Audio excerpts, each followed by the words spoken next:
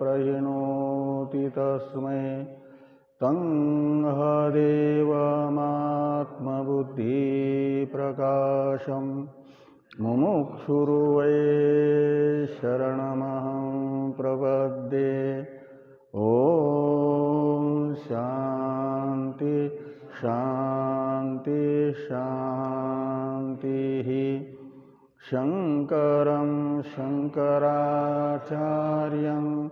केशवं बादरायणं सूत्रभाष्य कृतो वन्दे भगवन्तो पुनः पुनः। ईश्वरो गुरुरात्मेति मूर्तिभेदविभागिने व्योमवद्व्याप्तदेहाय दक्षिणामूर्तये नमः। ॐ शान्ति शान्ति शान्तिः।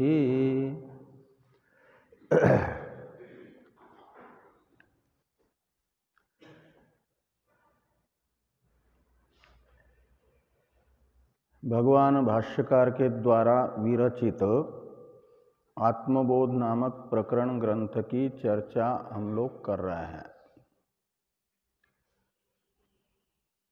इस ग्रंथ के 52वें श्लोक तक की चर्चा हम लोग कर चुके हैं। भगवान भाष्यकार ने जीवन मुक्त का लक्षण 50वें श्लोक में बताया और जो जीवन मुक्त होता है यानी ज्ञान का फल है दृष्ट फल जीवन मुक्ति और अदृष्ट फल विधेय मुक्ति। तो जीवन मुक्त ही अदृष्ट फल जो ज्ञान का है विधेय मुक्ति उसे पाता है। तो जो जीवन मुक्त विधेय मुक्ति को पाता है उस जीवन मुक्त का स्वभाव कैसा होता है? दृष्ट फल जीवन मुक्ति वह कैसे पाता है और अदृष्ट फल विधेय मुक्ति कैसी उसे उपलब्ध होती है?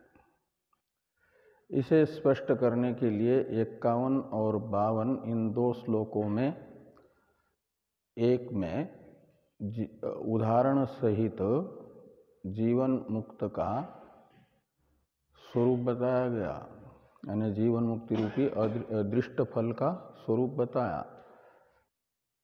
और 52वें श्लोक में विधेय मुक्ति कैसे पाता है जीवन मुक्त इसे स्पष्ट किया गया।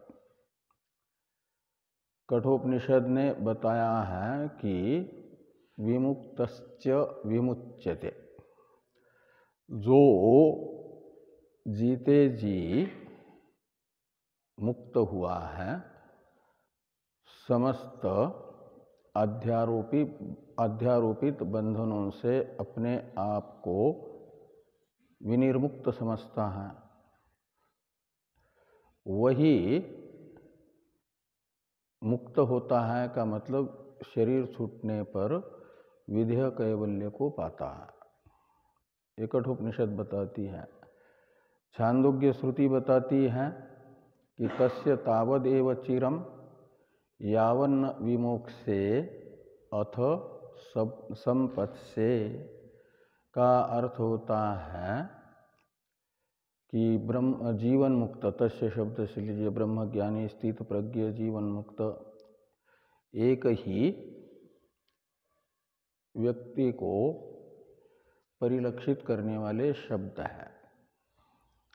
जीवन मुक्त, स्थित प्रज्ञ, गुणातीत, ज्ञानी भक्त। तो ये तस्य शब्द से ग्राह्य हैं, इन शब्दों से परिलक्षित जीवन मुक्त। उसे अदृष्ट फलभूत विधेय कैवल्य को पाने के लिए उतना ही विलंब है। कितना? कहते हैं जितना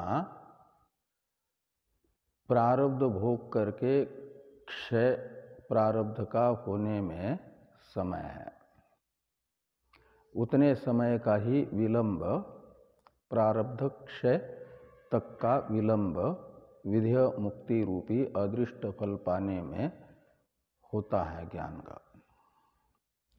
और जैसे ही प्रारब्ध का भोग करके क्षय हो जाता है तो विधेय कैवल्य उसे प्राप्त होता है। इसे समझाने के लिए भगवान भाष्यकार ने 3 दृष्टांत बताए।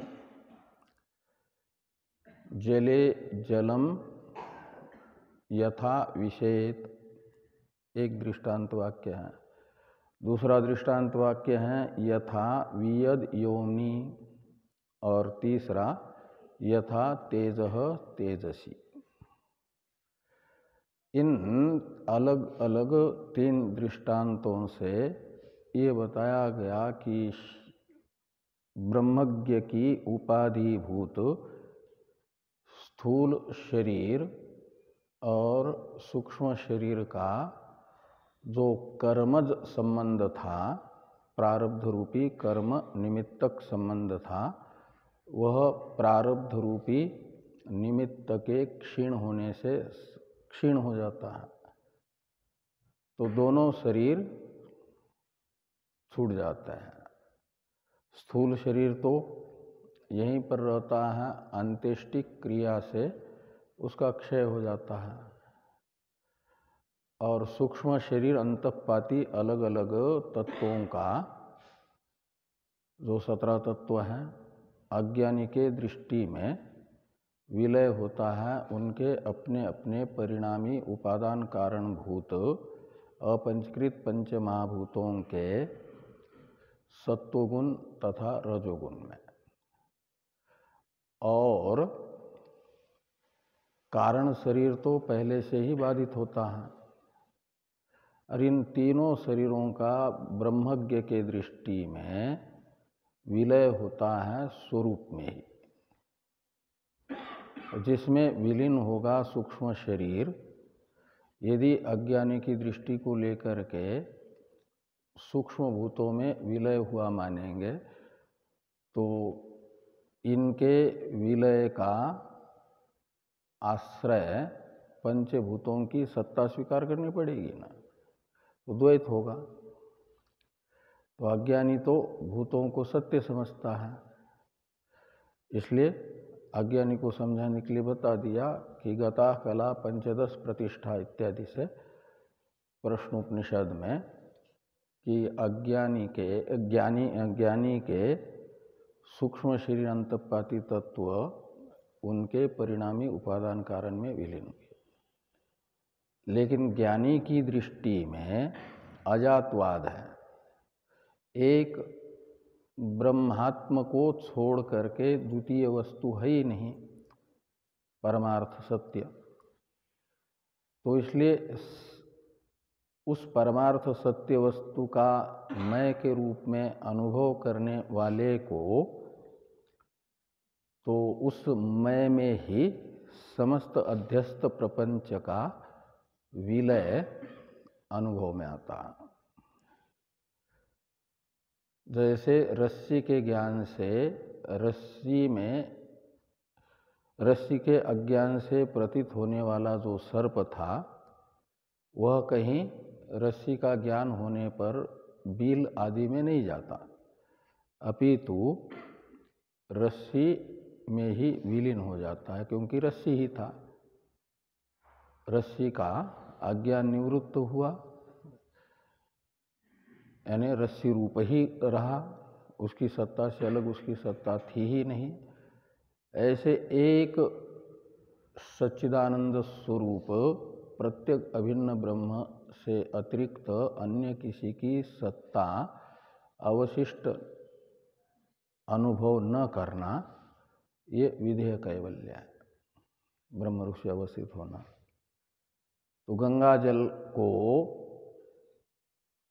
एक पात्र में उठा लिया और फिर गंगा जी में ही डाल दिया, तो जब तक गंगा से भरा हुआ पात्रस्थ जल पात्र में है तब तक तो गंगा जल अलग और पात्रस्थ जल अलग सा प्रतीत होता है।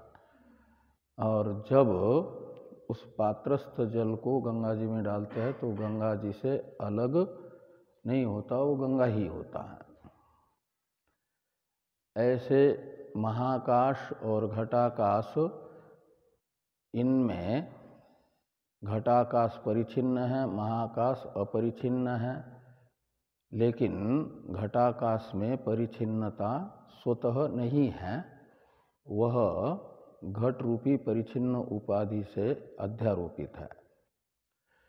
वह घट रूपी उपाधि नष्ट हो जाए तो घटाकाश में परिच्छिन्नता सी दिखाने वाली उपाधि न रहने से घटाकाश महाकाश ही है, तदात्मक है। ऐसे ज्ञानी की कार्यक्रम संघात रूप उपाधि का विलय हो गया तो फिर ज्ञानी ब्रह्म ही है, ब्रह्म रूप से अवस्थित है। ये विदेह कैवल्य है। ऐसे चंद्रमा का प्रकाश अमावस्या के दिन उसके अपने वास्तविक स्वरूपभूत सूर्य प्रकाश स्वरूप सूर्य में विलीन हुआ तो फिर चंद्रमा उस दिन नहीं है। चंद्रमा है लेकिन अपने वास्तविक रूप से है, सूर्य रूप से है। इसे प्रश्नोपनिषद में बताया गया, यथा नद्य चंदमाना समुद्रे अस्तं गच्छन्ति नाम रूपे विहाय तथा विद्वान नाम रूपात् विमुक्तः परात् परम पुरुष मुपैति दिव्यम। ये इसी का दृष्टांत देकर के जल का परिच्छिन्नता जल तत्व में तभी तक प्रतीत होती है जब तक उस प्रवाहित जल का गंगा, ये नाम गंगादि और उनका जो अपना आकार है, नाम का अर्थभूत प्रवाह, तभी तक समुद्र और नदियाँ अलग सी प्रतीत होती हैं। जैसी नदियाँ समुद्र में मिलनी होती है तो पहले अपने उपाधि का परित्याग करती हैं और फिर नदी में समुद्र में विलीन होती हैं तो समुद्र इस नाम से ही कही जाती है। ऐसे ब्रह्मवेत्ता जब प्रारब्ध का क्षय होने पर अपनी उपाधि को छोड़ता है और छूट जाती है उपाधि, छोड़ने का कर्तृत्व भी ब्रह्म में नहीं है, वो छूट ही जाती है निमित्त न होने से। निमित्तापाये नैमित्तिकस्यापि अपाय, इस नियम के अनुसार। और जैसे वो छूट गया तो फिर ब्रह्मज्ञ ब्रह्मरूप होकर के ब्रह्म इस नाम से ही कहा जाएगा। ब्रह्मज्ञ समाप्त नहीं होता। स्वरूप ब्रह्मज्ञ का जो वास्तविक स्वरूप है, जैसे नदी का वास्तविक स्वरूप समुद्र है, वह अपने वास्तविक स्वरूप से अवस्थित होकर के वास्तविक स्वरूप को जिस नाम से कहा जाता है उस नाम से व्यवहार होता है नदियों का। समुद्र में मिलने के बाद समुद्र इस नाम से ही। ऐसे ब्रह्मज्ञ का शरीर छूटने पर ब्रह्मज्ञ ब्रह्म रूप से अवस्थित है तो ब्रह्म इस नाम से ही कहा जाएगा। पुरुष इत्येव आचक्षते, शिष्ट लोग उसे पुरुष कहते हैं। पुरुष का अर्थ है पूर्णत्वात् पुरुष, जो पूर्ण वस्तु है, देश काल वस्तु से अपरिच्छिन्न है, सजातीय विजातीय स्वगत भेद रहित है, वो है पूर्ण वस्तु। अब 52वें श्लोक में जिस ब्रह्म को प्राप्त करने के बाद जीवात्मा पूर्णता को प्राप्त करता है, उस ब्रह्म का तटस्थ लक्षण बताया जा रहा है 2 श्लोकों में। तो 53वें श्लोक का उच्चारण कर लें। यल्लाभान्ना परो लाभो यत् सुखान्ना परं सुखम यज्ज्ञानान्ना परं ज्ञानम तद्ब्रह्मेति अवधारयेत्।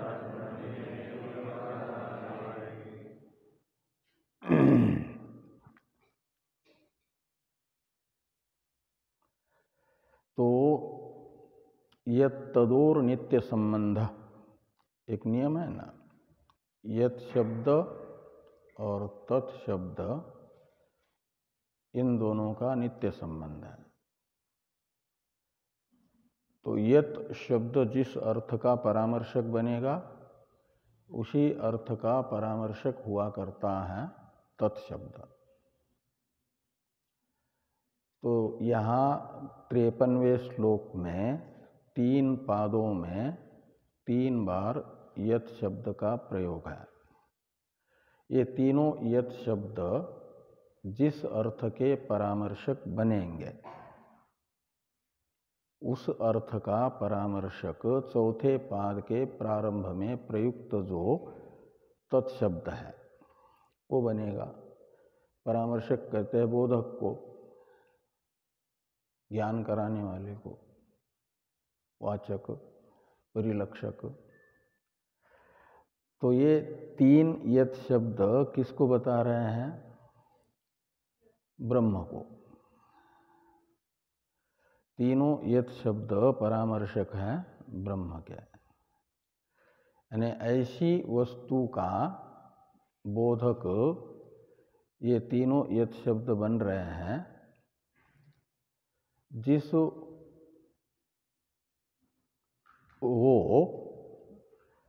वो ब्रह्म ही निकलता है उसका अर्थ।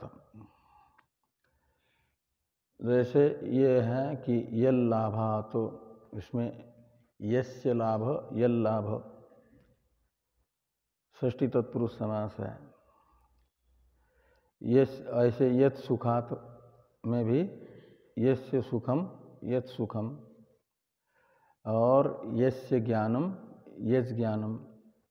तो जितने पंचमेंत ये यल लाभात ये एक पंचमेंत शब्द है, और यत् सुखात एक पंचमेंत शब्द है, और यज ज्ञानात एक पंचमेंत शब्द है। पंचमेंत पद में भी उत्तर में लाभ शब्द एक है समास में, और पूर्व में यत् शब्द है, और एक प्रथमांत लाभ शब्द है। इसलिए प्रथम पाद में लाभ शब्द का 2 बार प्रयोग हुआ है। एक सामासिक यत् लाभात में पंचमेंत लाभात, यत् लाभात शब्द में भी लाभ शब्द है, और एक है प्रथमांत। तो संसार में लाभ भी होता है, 2 प्रकार का लाभ है, 2 प्रकार का सुख है, और 2 प्रकार का ज्ञान है। उसमें से एक लाभ ऐसा है जो उत्कर्ष अपकर्ष रूप जो सातिशय है, अतिशय है, उस अतिशय से रहित है, निर्विशेष है, निरपेक्ष है। उसमें कोई उत्कर्ष अपकर्ष नहीं है, वो सर्वश्रेष्ठ लाभ है एक। और दूसरी कोटि में आने वाले लाभ है सांसारिक। किसी को यदि करोड़ रुपया मिल गए, लाभ हुआ कि नहीं व्यापार में? किसी को 100 करोड़ मिल गए, तो करोड़ रुपया मात्र जिनको लाभ हुआ उसकी अपेक्षा 100 करोड़ जिसको लाभ हुआ उसका लाभ उत्कृष्ट है ना, इसका उस लाभ की अपेक्षा निकृष्ट है। ये उत्कर्ष अपकर्ष युक्त लाभ है, सातिशय लाभ है, इसमें तारतम्य है। दो मित्रों का शरीर छूटा, एक दोनों स्वर्ग गए, लेकिन एक बन गया इंद्र स्वर्ग का राजा और एक बन गया केवल स्वर्ग की प्रजा।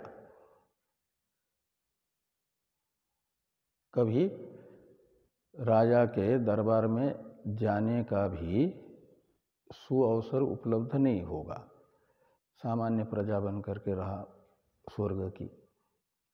तो दोनों को स्वर्ग का लाभ तो हुआ, लेकिन उसमें भी सातिशयता है, तारतम्य है। लोकांतपाती जो मुक्तियां हैं, सालोक्य, सामीप्य, सारूप्य, सायुज्य, इनमें भी उत्कर्ष अपकर्ष भाव है। सायुज्य मुक्ति पाने वाले भी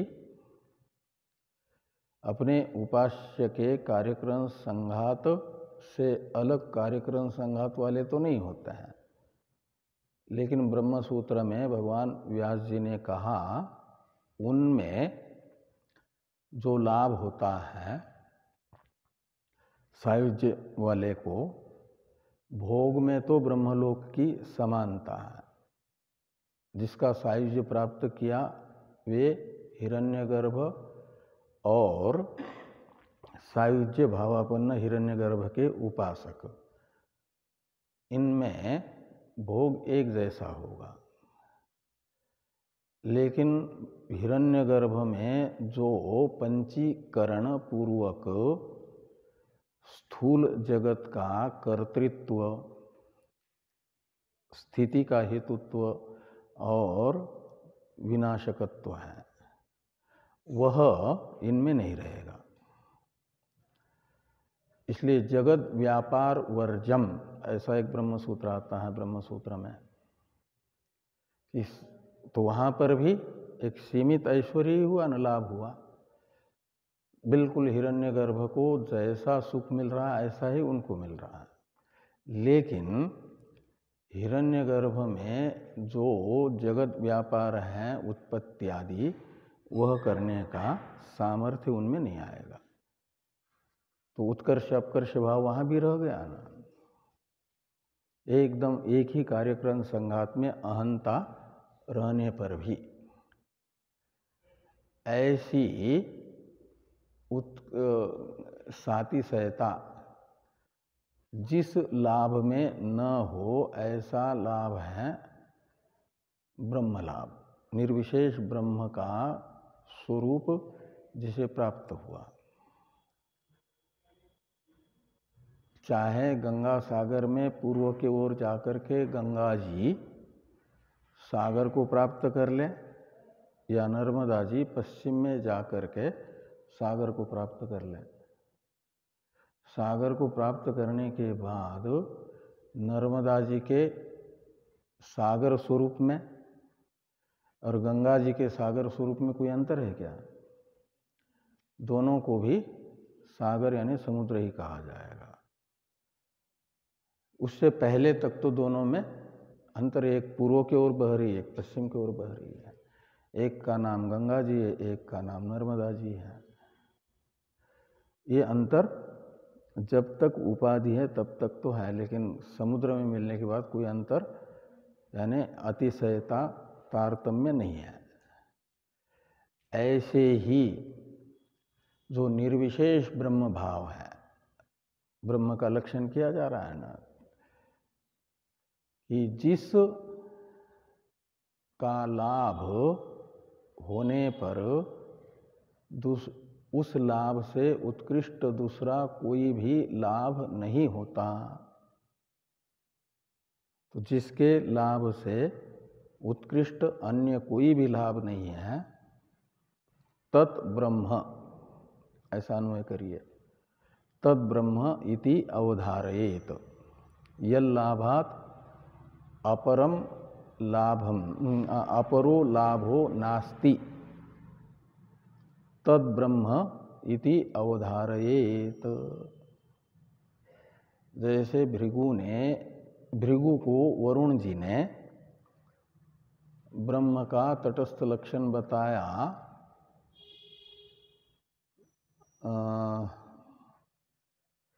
यतो वा इमानि भूतानि जायन्ते येन जातानि जीवन्ति यत् प्रयन्ति अभिसंविशन्ति तद विजिज्ञासस्व तद ब्रह्म। जगत उत्पत्ति स्थिति लय हेतु जो होगा वो ब्रह्म है। ये ब्रह्म का तटस्थ लक्षण है। उसमें जगत उत्पत्ति आदि हेतुत्व ये उपलक्षण होने से, तटस्थ लक्षण होने से उपाधि में रहेगा, और उससे परिलक्षित जो होगा तटस्थ लक्षण से वो निर्विशेष ब्रह्म ही होगा।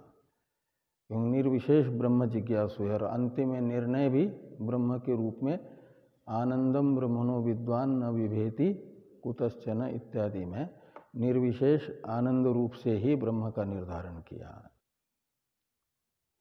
इसलिए उपसंहार जिससे हुआ है, समझना चाहिए कि उपक्रम में वर्णित जगत उत्पत्त्यादि कारण रूप ब्रह्म वही है, आनंद स्वरूप है। तो ऐसे यहाँ पर तटस्थ लक्षण है कि जिस के लाभ से और संसार में कोई भी दूसरा लाभ नहीं है उत्कृष्ट, उसे कहा जाता है ब्रह्म। ऐसा निश्चय करो, ये ब्रह्म का ये स्वरूप है। उसे गीता में कहते हुए कहा वो ज्ञान के समय कि यल्लाभात् अपरम लाभम मन्यते नाधिकम ततः। जिस ब्रह्म स्वरूप का आत्म रूप से अनुभूति रूप लाभ को छोड़ करके दूसरा कोई उत्कृष्ट लाभ नहीं मानता, वो है परम लाभ, उत्कृष्ट लाभ। उत्कर्ष उसमें है नहीं, ऐसे उत्कर्ष अपकर्ष भाव से रहित है।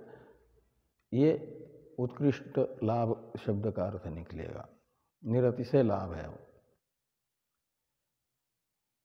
तो यहाँ यस्य लाभ, यल लाभ में षष्ठी राहो शिरह के तरह अभेद अर्थ में समझना। जिसका लाभ हो रहा है वह कोई अलग, हाँ, लाभ शब्द का अर्थ तो होगा अनुभूति। नित्य प्राप्त की प्राप्ति का अर्थ होता है उसकी अनुभूति, और वो किस रूप में होगी? मय के रूप में। मय के रूप में स्फुरण को छोड़ करके ब्रह्म के दूसरा कोई उत्कृष्ट लाभ है नहीं। इसी से कृतार्थता है, केन मंत्र बताता है। और यत् सुखान न अपरम सुखम, तो यस्य सुखम यत् सुखम, इसमें षष्ठी है राहु शिरा के तरह अभेद अर्थ में ही।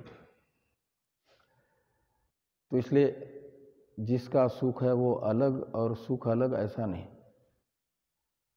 सुख स्वरूप जो ब्रह्म है,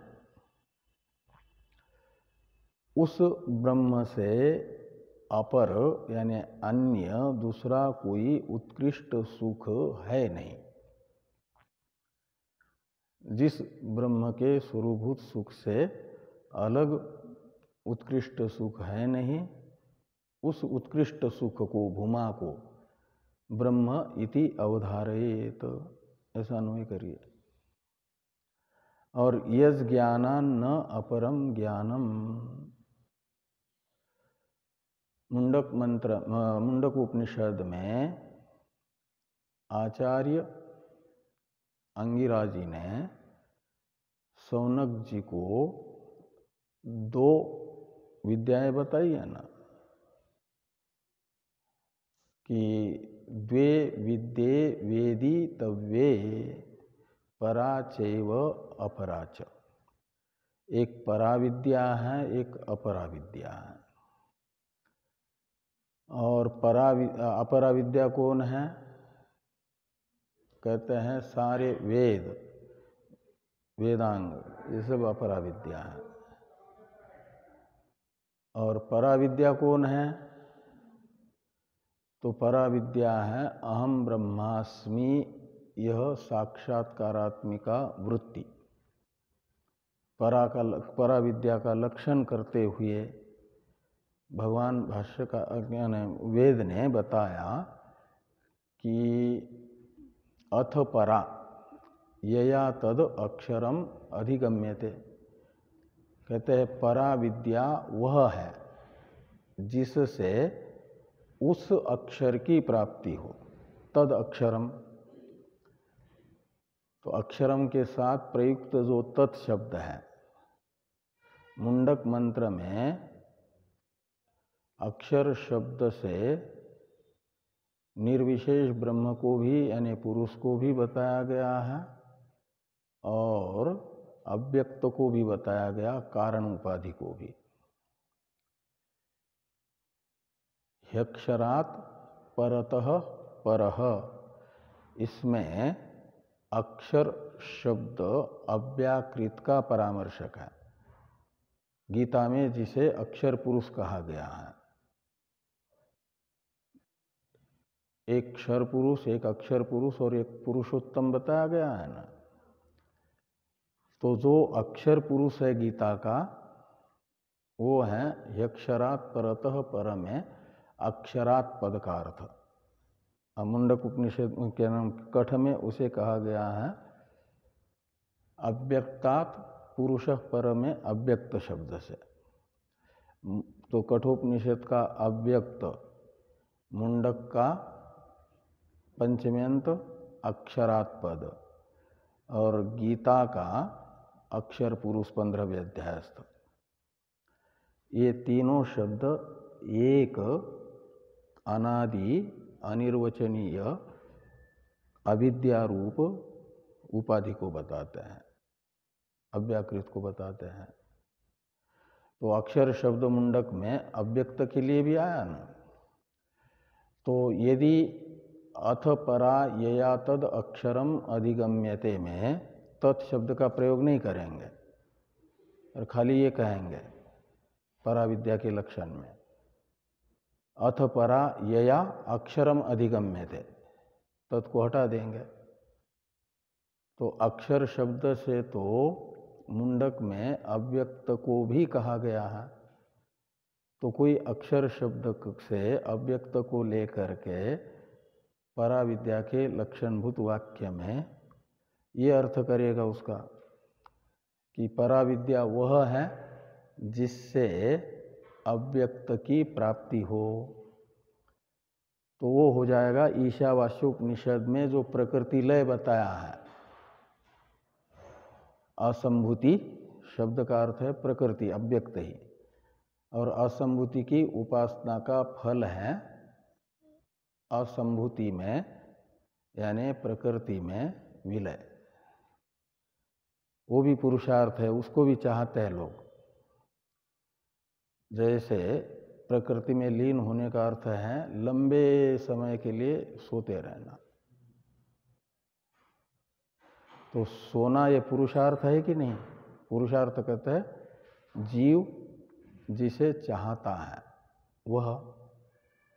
जीव को स्वाभाविक निद्रा यदि नहीं आ रही हो तो बेचैन हो जाता है, चाहता है ये न के न प्रकार ये न मुझे निद्रा आ जाए। उसके लिए नहीं आ रही तो डॉक्टर से औषधि यदि लेगा।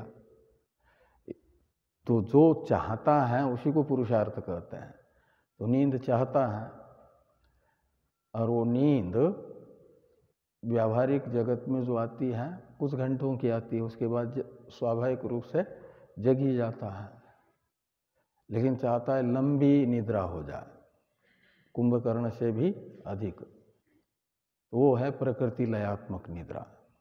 प्रकृति में सुसुप्ति के समय भी तो अंतःकरण का विलय हो जाता है ना अविद्या में, और अंतःकरण जिसके आश्रित हुआ माना जाता है, अंतःकरण उपहित जो चैतन्य है वो भी तदात्मक है, उपाधि रूप ही है ना, तो प्रकृति रूप हो जाएगा, प्रकृति विलय हो जाएगा।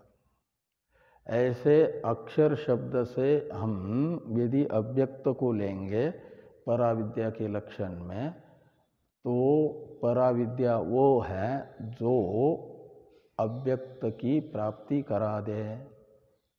वो तो हो जाएगी प्रकृति की उपासना, असंभूति की उपासना।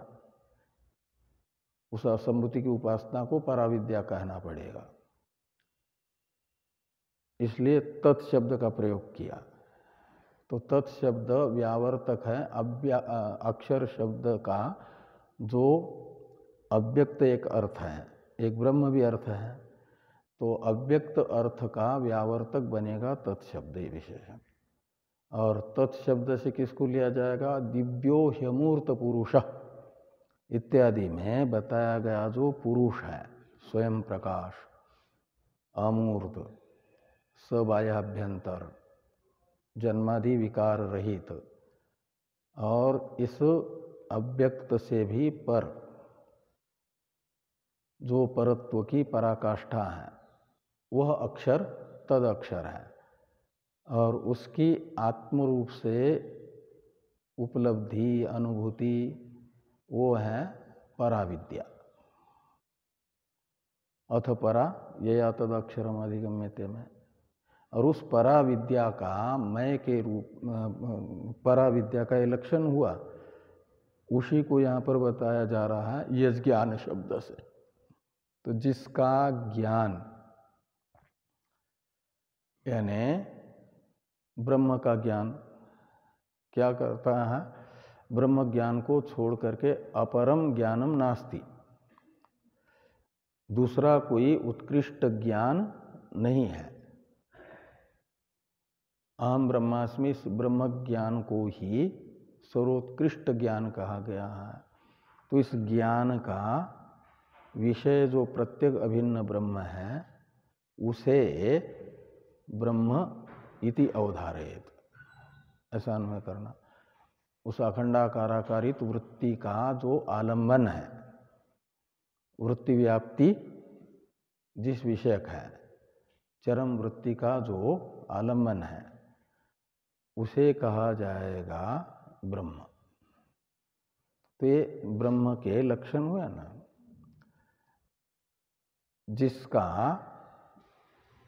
जिसके लाभ से उत्कृष्ट दूसरा कोई लाभ नहीं, जिसके स्वरूभूत सुख से उत्कृष्ट दूसरा कोई सुख नहीं, जिसके ज्ञान से उत्कृष्ट दूसरा कोई ज्ञान नहीं है, बाकी सब अपराविद्या है। असंभूति की उपासना भी अपराविद्या है, और कार्य ब्रह्म की उपासना भी अपराविद्या है, और कर्म भी अपराविद्या है। अपराविद्या में प्रश्नोपनिषद में स्पष्टीकरण करते हुए इन सभी को बताया, कर्म तथा उपासनाओं को।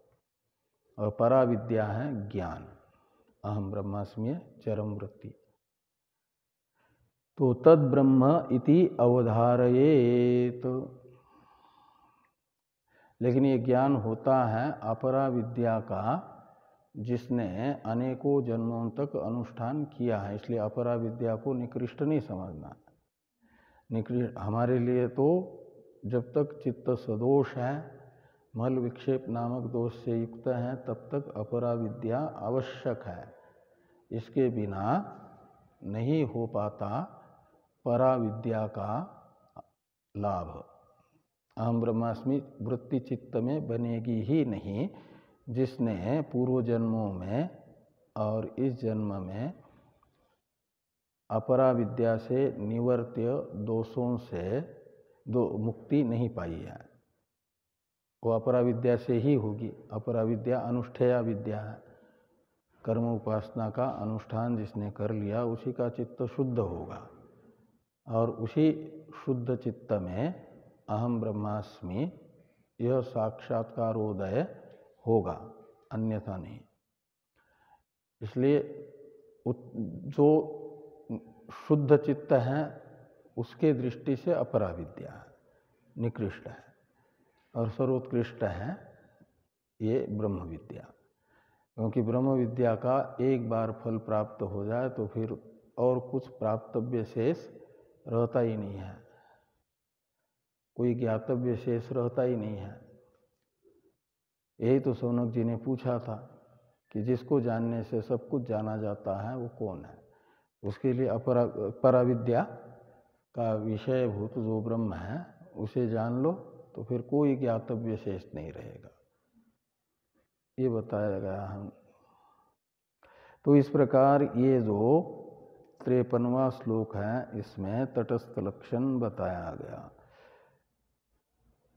54वें श्लोक में भी ब्रह्म का तटस्थ लक्षण ही बताया जा रहा है। 54वें श्लोक की चर्चा हम लोग करेंगे कल, आज भी और कल भी। वार्णी मंथनादि है, आज गणपति यज्ञ है, तो अभी सांख्य कारिका का पाठ होगा।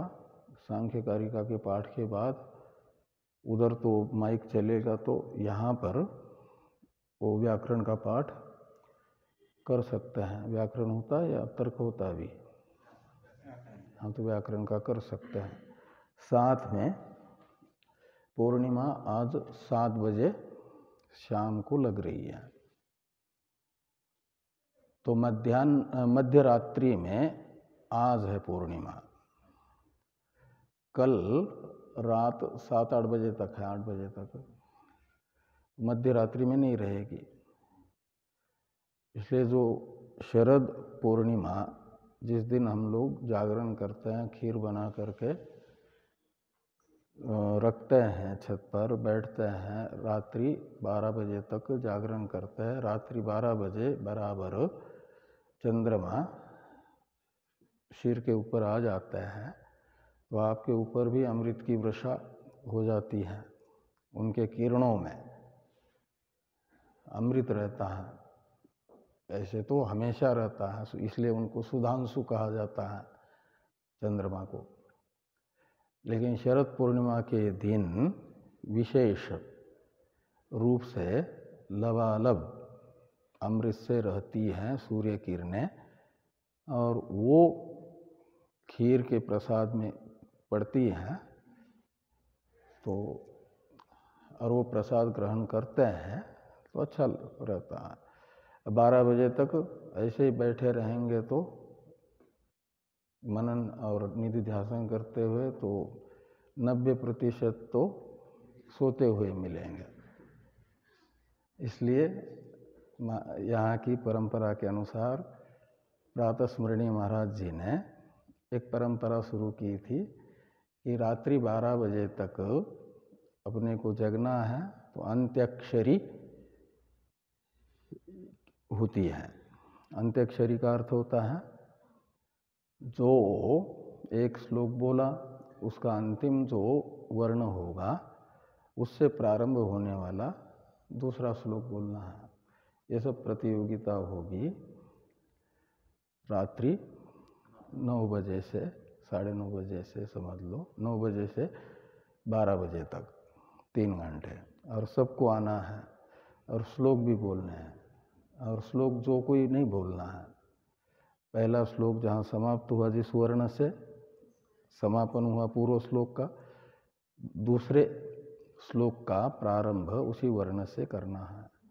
ऐसे अंत्याक्षरी भी होगी अपने ग्रंथालय के छत के ऊपर। इंद्रदेव की कृपा जैसा भी है ऐसी रही यदि रात्रि में भी, तो वहाँ बैठेंगे, नहीं तो यहाँ द्वैत मंडप में बैठेंगे। हाँ, तो यही तो कहा, इंद्रदेव की कृपा यदि रही तो बारिश नहीं होगी। ओम पूर्णमदः पूर्णमिदं पूर्णात् पूर्णमुदच्यते पूर्णस्य पूर्णमादाय पूर्णमेवावशिष्यते। ओम